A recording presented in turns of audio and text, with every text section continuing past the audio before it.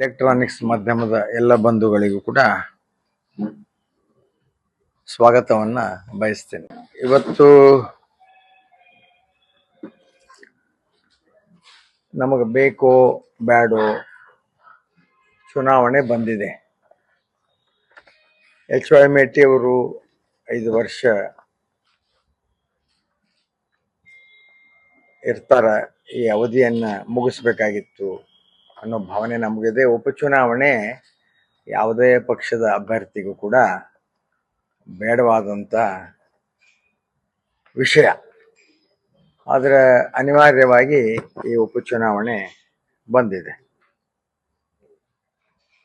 ಮೊನ್ನೆ ನಾನು 14ನೇ ತಾರೀಕಿಗೆ ಮುಖ್ಯಮಂತ್ರಿಗಳು ಇಲ್ಲಿ ಬಂದು ಆ ಕಾರ್ಯಕ್ರಮದ ರೂಪರೇಷೆಗಳನ್ನು ನೋಡಿದೆ.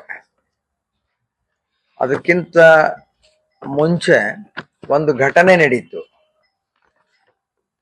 ಒಬ್ಬ ವ್ಯಕ್ತಿ ಒಂದು ಪತ್ರ ಕೊಡ್ತಾನೆ. ಆ ಪತ್ರದ ಮೇಲೆ ಮತ್ತೆ ಆತ ಏನು ಚುನಾಯಿತ ಪ್ರತಿನಿಧಿನೂ ಅಲ್ಲ, ಯಾವುದೇ ರೀತಿಯ ಆಡಳಿತಕ್ಕೆ ಸಂಬಂಧಪಟ್ಟಂತ ವ್ಯಕ್ತಿನೂ ಅಲ್ಲ. ಆ ಪತ್ರದ ಮೇಲೆ 40 ಲಕ್ಷ ರೂಪಾಯಿ ಬಸವೇಶ್ವರ ಪುತ್ಥಳಿ ನಿರ್ಮಾಣಕ್ಕೆ, 40 ಲಕ್ಷ ರೂಪಾಯಿ ಶಿವಾಜಿ ಮಹಾರಾಜರ ಪುತ್ಥಳಿ ನಿರ್ಮಾಣಕ್ಕೆ ಅಂತ ಮುಖ್ಯಮಂತ್ರಿಗಳೇ ಅದರ ಮೇಲೆನೆ ಸ್ಯಾಂಕ್ಷನ್ ಮಾಡ್ತಾರೆ. ಮೊನ್ನೆ ಬಜೆಟ್ ಮಂಡಿಸ್ಯಾರ. 3.5 ವರ್ಷಗಳಿಂದ ಯಾರ ಮರಾಠ ಸಮಾಜದವರಾಗ್ಲಿ ಹಣ ಕೇಳಿಲ್ಲ, ಮತ್ತು ಬಸವೇಶ್ವರ ಪುತ್ಥಳಿಗೆ ನಾವಾಗಲಿ ಯಾರು ಹಣ ಕೇಳಿಲ್ಲ. ನಾವು ಸಂಘದಿಂದ ಬಸವೇಶ್ವರ ಪುತ್ಥಳಿಯನ್ನ ನಿರ್ಮಾಣ ಮಾಡಿ ರೆಡಿ ಮಾಡಿ ಇಟ್ಟಿದ್ದೇವೆ. ಮರಾಠ ಸಮಾಜದವರು ಕೂಡ ಶಿವಾಜಿ ಮಹಾರಾಜರ ಪುತ್ಥಳಿಯನ್ನ ರೆಡಿ ಮಾಡಿಟ್ಟಿದ್ದಾರೆ. MR ಸಿಂಧೆ ಅವರ ಗೋಡೌನ್ನಲ್ಲಿ 2 ಪುತ್ಥಳಿಗಳಿವೆ. ಯಾರು ದುಡ್ಡ ಕೇಳಿಲ್ಲ.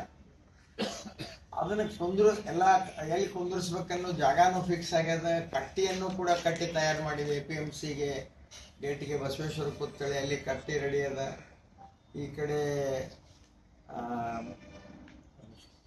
ಅನುಷ್ಯ ಪೆಟ್ರೋಲ್ ಪಂಪಿನ ಹತ್ರ ಅವರ ಸಮಾಜದವರು ಸೆಲೆಕ್ಟ್ ಮಾಡಿದಂಥ ಜಾಗ ಇದೆ, ಅಲ್ಲಿ ಕಟ್ಟಿ ಎಲ್ಲ ರೆಡಿ ಮಾಡಿ ಇಟ್ಟಿತ್ತು. ಅವುಗಳನ್ನು ಕುಂದಿರಿಸೋದಕ್ಕೆ ಅವಕಾಶ ಕೊಡಲಾರ್ದಂಥ ಈ ಸರ್ಕಾರದ ವ್ಯಕ್ತಿಗಳು ಏಕಾಏಕಿ ಉಪಚುನಾವಣೆಯನ್ನ ಗಮನದಲ್ಲಿಟ್ಟುಕೊಂಡು 40 ಲಕ್ಷ ಶಾಂಕ್ಷನ್ ಮಾಡ್ತಾರಂದ್ರೆ ಇದು ಚುನಾವಣೆಯ ಗಿಮಿಕ್ ಅನ್ನೋದು ಬಿಟ್ಟರೆ ಇದರಲ್ಲಿ ಯಾವುದೇ ಹುರಳಿಲ್ಲ.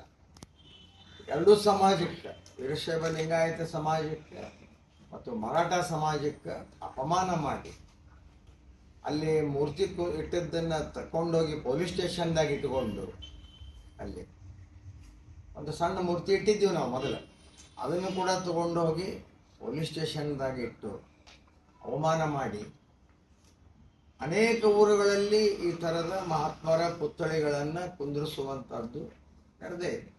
ಎಲ್ಲ ಪರ್ಮಿಷನ್ ಸಿಕ್ಕಿತ್ತು. BTD ಪರ್ಮಿಷನ್ ಕೊಟ್ಟಿದ್ವಿ, SP ಪೊಲೀಸ್ ಡಿಪಾರ್ಟ್ಮೆಂಟು, ಮುನ್ಸಿಪಾಲ್ಟಿ ಎಲ್ಲ ಪರ್ಮಿಷನ್, PWD ಪರ್ಮಿಷನ್ ತೊಗೊಂಡಿದ್ದೇವೆ ನಾವು. ಅಂಥ ಮೂರ್ತಿಗಳನ್ನು ಇಡೋದಕ್ಕೆ 3.5 ವರ್ಷ ಅವಕಾಶ ಕೊಡದೆ ಅನೇಕರ ಮೇಲೆ ಅದಕ್ಕೆ ಅಲ್ಲಿ ಇಡಕ್ಕೆ ಹೋದಂಥವ್ರ ಮೇಲೆ ಕೇಸ್ ಹಾಕಿ ಅಲ್ಲಿ ಒಂದು ಪೊಲೀಸ್ ವ್ಯಾನ್ ನಿಂದಿರಿಸಿದ್ರು. ಎಷ್ಟೋ ವರ್ಷಗಳ ಕಾಲ ಪೊಲೀಸ್ ವ್ಯಾನ್ ನಿಂದಿರಿಸಿ ಅಲ್ಲಿ ಕುಂದಿರಿಸಾರಂತ ಪೊಲೀಸ್ ವ್ಯಾನ್ ಇಟ್ಟಂಥವ್ರು 40 ಲಕ್ಷ ಶಾಂಕ್ಷನ್ ಮಾಡ್ತಾರಂತಂದ್ರೆ ಇದು ಆ ಸಮಾಜಕ್ಕೆ ಮಾಡುವಂಥ ಮೋಸ. ಮತ್ತು ಇದೊಂದು ಚುನಾವಣೆಯ ಗಿಮಿಕ್ ಅಂದ್ಬಿಟ್ರೆ ಇದರಲ್ಲಿ ಯಾವುದೇ ಹೊರಳಿಲ್ಲ. ನಾವಂತೂ ದುಡ್ಡು ಕೇಳೋದೂ ಇಲ್ಲ. ಮೊದಲನೇದ್ದು ಇಲ್ಲಿ ಮುಖ್ಯಮಂತ್ರಿಗಳು ಬಂದು ಅಡಿಗಲ್ಲು ಹಾಕಿ ಏನೊಂದು ಕಾರ್ಯಕ್ರಮ ಮಾಡಿ ಭಾಷಣ ಮಾಡಿ ಹೋಗ್ಯಾರ. ಅದಕ್ಕೆ ನಮ್ದೇನು ತಕರಾರು ಇಲ್ಲ. ಆದರೆ ಈ ಮೆಡಿಕಲ್ ಕಾಲೇಜು ಅನ್ನುವಂಥದ್ದು ಒಂದು ಬಹಳ ದೊಡ್ಡ ಭೂತ ನಿರ್ಮಾಣ ಮಾಡಿದಂಗೆ ಇದಕ್ಕೆ ಅತಿಯಾದ ಪ್ರಚಾರ ಕೊಡ್ತಾರೆ. ಅದೇನಂತ ನನಗೂ ಅರ್ಥ ಆಗೋದು. 2013ರಿಂದ 2018ರವರೆಗೆ ಅವ್ರದ್ದೇ ಸರ್ಕಾರ ಇತ್ತು.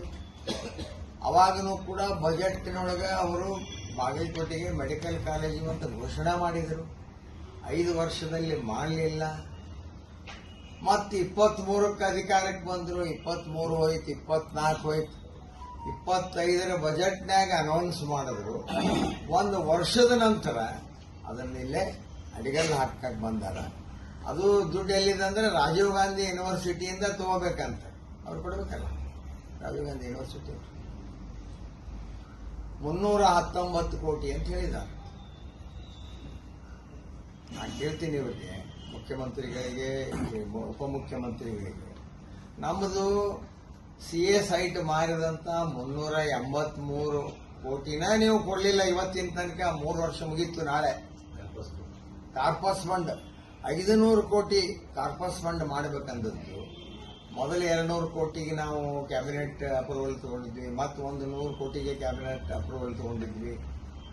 500 ಕೋಟಿ ಕಾರ್ಪಸ್ ಫಂಡ್ ಇಟ್ಟು ದಿನನಿತ್ಯ ಈ ಸಿಟಿ ಮೇಂಟೆನೆನ್ಸ್ಗೆ ಆ ಅಮೌಂಟ್ ಅನ್ನು, ಅದೇ ಸರ್ಕಾರದಿಂದ ತಂದಂತ ದುಡ್ಡಲ್ಲ, ಇಲ್ಲೇ CA ಸೈಟ್ ಮಾರಿದಂತ ದುಡ್ಡು, ಆಕ್ಷನ್ ಮಾಡಿ ಬಂದಂತ ದುಡ್ಡನ್ನ 383 ಕೋಟಿ ತಗೊಂಡು ಹೋಗಿ ಇವತ್ತಿನ ತನ ವಾಪಸ್ 1 ರೂಪಾಯಿ ನೀವು ಕೊಟ್ಟಿಲ್ಲ. ಅನೇಕ BTDAದಿಂದ ನಾನು ಸ್ಯಾಂಕ್ಷನ್ ಮಾಡಿದಂತ ಎಂದು ಹೇಳಿ ನಿಮಗೆ ಅನೇಕ ಯೋಜನೆಗಳನ್ನ ರದ್ದು ಮಾಡಿ 600 ಕೋಟಿ 50,000 ಎಕರೆ ಭಗವತಿ ಏತ ನೀರಾವರಿ, ಸಿರೂರು ಏತ ನೀರಾವರಿ 3 ವರ್ಷ ಆದರೂ ಇವತ್ತಿಗೂ ಶುರು ಆಗಲಿಲ್ಲ. ನಮ್ಮ ಕಾರ್ಪಸ್ ಫಂಡ್ ವಾಪಸ್ ಬರಲಿಲ್ಲ. BTDAದಿಂದ ಒಂದು ಹೊಸ ಕೆಲಸ ನಡೀಲಿಲ್ಲ. 3ನೇ ಯೂನಿಟ್ ನಾವಿದ್ದಾಗ ಶುರು ಮಾಡಿದ್ದು ಬಿಟ್ಟರೆ ಒಂದು ಹೊಸ ಕೆಲಸ ನಡೀಲಿಲ್ಲ 3 ವರ್ಷ. ಯಾವ ಅಭಿವೃದ್ಧಿ ಕೆಲಸ ಕ್ಷೇತ್ರದಲ್ಲಿ ಇವತ್ತಿಗೂ ನಡೆದ ಹೊಸ ವರ್ಕ್ ಅನ್ನೋದು ಯಾವುದೂ ನಡೆದಿಲ್ಲ. ಎಲ್ಲ ಗ್ರಾಮೀಣ ರಸ್ತೆಗಳ ಹಾಳಾಗಿ ಹೋಗ್ಯಾವು. ಕುಡಿಯುವ ನೀರು 24.7 24x7 ಹರ್ಕಲ್ನಿಂದ ನೀರು ತರುವಂತ ಯೋಜನೆ, ಅದು ಇನ್ನೂ ಕೂಡ ನಾವು ಪ್ರಾರಂಭ ಮಾಡೀವಿ, ಅದು ಮುಗಿಯಲಿಲ್ಲ. ತೋಟಗಾರಿಕೆ ವಿಶ್ವವಿದ್ಯಾಲಯಕ್ಕೆ 10 ಕೋಟಿ ರೂಪಾಯಿ ಅವರಿಗೆ ನೀರು ಕೊಡುವಂತ ಯೋಜನೆ ಮಾಡಿದ್ರೆ ತೋಟಗಾರಿಕೆ ಯೂನಿವರ್ಸಿಟಿಗೆ ಒಂದು ಬಗಿಸಿ ನೀರು ಒಂದು ಬಿದ್ದಿಲ್ಲ. ಯಾವ ಕೆಲಸನೂ ಕೂಡ ಪ್ರಾರಂಭ ಮಾಡದೆ ಏಕಾಏಕಿ ಬಂದು ಏನ್ ಬಹಳ ದೊಡ್ಡ ಸಾಧನೆ ಮಾಡಿದ್ದೇವೆ ಅನ್ನೋವರೆಗಂತೆ ಅವ್ರ ಕನಸಿತ್ತು, ಇವ್ರ ಕನಸಿತ್ತು. 319 ಕೋಟಿಯಲ್ಲಿ ನಾವು ಮೆಡಿಕಲ್ ಕಾಲೇಜು ಮಾಡ್ತೀವಿ ಅಂತ ಚುನಾವಣೆ ಗಿಮಿಕ್ಕು ಪ್ರಚಾರದ ದೃಷ್ಟಿಯಿಂದ ನೀವು ತಗೊಳಕ್ ಪ್ರಯತ್ನ ಮಾಡ್ತಿದ್ದೀರಿ ವಿನಃ ಒಂದು ಸರ್ಕಾರಕ್ಕೆ ಬಹಳ ದೊಡ್ಡ ಕೆಲಸನ ಅದು ಮಾಡಿ ಈಗ ಒಂದು 3 ವರ್ಷ, ಒಂದು 5 ವರ್ಷ, 8 ವರ್ಷ ಆದ್ರೂ ನೀವು ಮಾಡಕ್ಕಾಗಿಲ್ಲ. ನಾವು ಒಬ್ಬ ವ್ಯಕ್ತಿ 2000 ಇಸ್ವಿ ಒಳಗೆ 1998-99 ನಾವು ಒಬ್ಬ ವ್ಯಕ್ತಿ ನಮ್ಮ ಸಂಘದ ಎಲ್ಲ ಸದಸ್ಯರ ಸಹಕಾರ ತಗೊಂಡು ಏನು ಬ್ಯಾಂಕಿನಲ್ಲಿ ಲೋನ್ ತಗೊಂಡು ನಾವೊಬ್ಬನ ನಮ್ಮ ಸಂಘದ ಸದಸ್ಯರ ಸಹಕಾರದಿಂದ ಮೆಡಿಕಲ್ ಕಾಲೇಜ್ ಪ್ರಾರಂಭ ಮಾಡಿದ್ವಿ.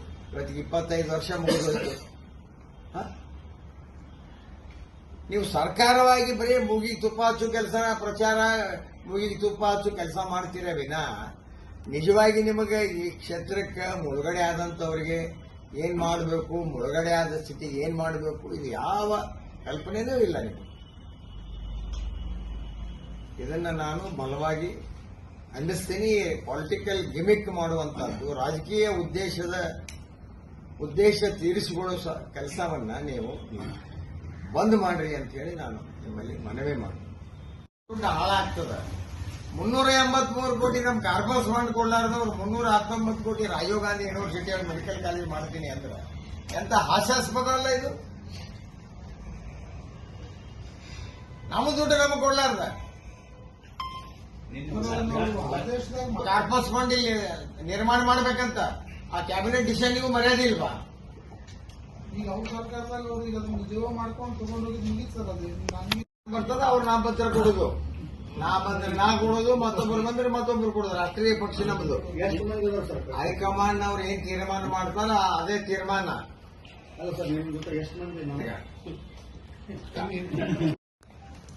ಈ 3 ವರ್ಷದಲ್ಲಂತೂ ಇವರು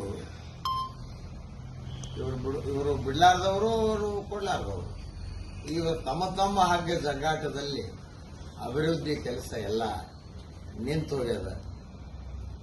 ಆಮೇಲೆ ಇಲ್ಲಿ 3 ವರ್ಷನೂ ನಾವು ನೋಡಿದ್ವಿ ಕಾಂಗ್ರೆಸ್ ಪಾರ್ಟಿ ಯಾರ ವಾರಸ್ದಾರ ಅದಾರೋ ಇಲ್ಲೋ ಅನ್ನೋದು ನಮ್ಗೆ ತಿಳಿಯಲಾರ್ದಂಗೆ ಆಗ್ಯದ. ಯಾರು ಇದನ್ನ ನಡೆಸಕತ್ತಾರ ಈ ಕ್ಷೇತ್ರವನ್ನ? ಆ ಶಾಸಕರಿದ್ದಾಗೂ ಅದೇ ತರ, ಈ ಶಾಸಕರಿಲ್ಲಾರ್ದಾಗೂ ಜಿಲ್ಲಾ ಅಧ್ಯಕ್ಷರು ಒಂದು ಕಾಣ್ತಾರೆ ಹಗಲಲ್ಲ ಅಲ್ಲ. ಉಳಿದಂತೆ ವಿಧಾನಸಭಾ ಕ್ಷೇತ್ರದ ಗತಿ ಏನು?